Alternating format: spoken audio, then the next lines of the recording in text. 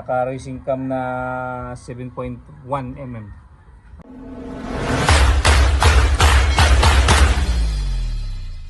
Yes, it's me again, Daniel TV Vlog. So ngayon i-review ko aking Yamaha EZ, kung ano yung mga ikinabit ko ng mga parts, ano yung mga ginamit ko mga racing parts. So ito i-detail ko sa inyo. So ang lahat ng ito is powered by White Hawk Racing PH. Yun, so trusted na products, trusted na mga racing parts. So lahat dito ko ikinabit. Siyempre, yung bago pa lang ko sa aking channel, baka pwede naman is-click saka subscribe na rin para lagi kayong updated sa lahat na video ni upload ko. Libre lang po yan.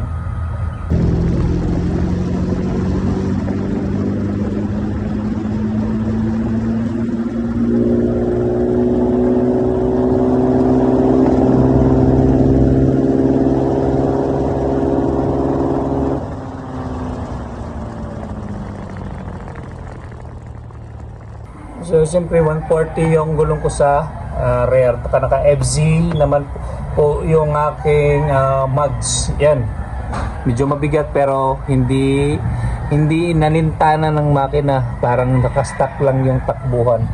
Tapos ito is 40 16. At siyempre naka full exhaust na po ito. Ayan na, ayan, full exhaust yan pero nakastack. Okay, kalkal siya pero naka full exhaust. Mas malaki yung kanyang tambutso. Ayan, ito may mark. So ayan po, naka White Hawk po yan. Okay, ayan na, White Hawk na 30 mm, 90 yung front. Yan, so yung review ko ito lang, 63.5, 30 mm na carb. Siya nga pala yung gamit ko dito is naka racing cam na 7.1 mm. White Hawk pa rin, powered by White Hawk to lahat ng ng EZ na version 1. It's powered by White Hawk. So ito White Hawk din to. Tapos yung gamit kong manabela dito is TFX. Yan, so TFX lang yan. So ito yung ko. Tapos yung gamit ko na ito, ACD, yung old model na White Hawk. Pero mas maganda yung bago ngayon, yung orange. Ito yung gamit ko is luma. Yan. Tapos naka-lightning ako ng ignition coil, MSD. Iridium naman yung aking spark plug. Ayan.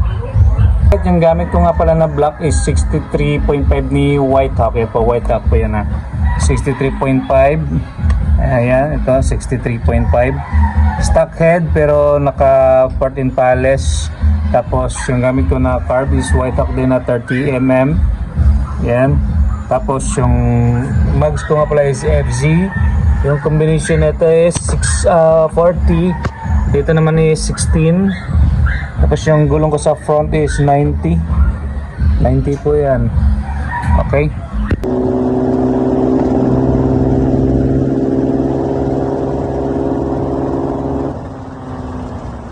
it's my life.